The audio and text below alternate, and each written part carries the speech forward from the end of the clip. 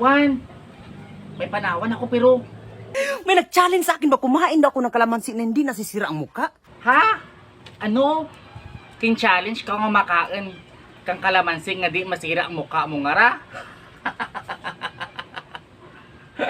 So I try natin na kumain hindi nasira. Paano mo sirain itong mukha ko nasira naman tong daan? Haan? Ikaw lang talaga na challenge. Umidil mo taken. Ikaw lang kain dyan kari ah.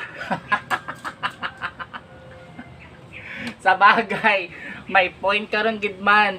Hindi na nandara maguba ang itsura mo kay guba ng gidman bayra hambal mo. So una, i-try na natin sa nais. Hindi gani ako.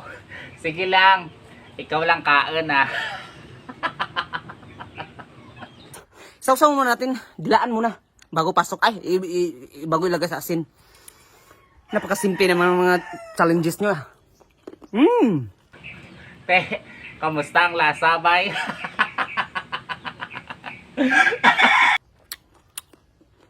Ang tamis na. Nag-iba na pala ang lasa ng kalamansi ngayon. Sobrang tamis. Kain nyo ang kalamansi nyo. Sobrang tamis.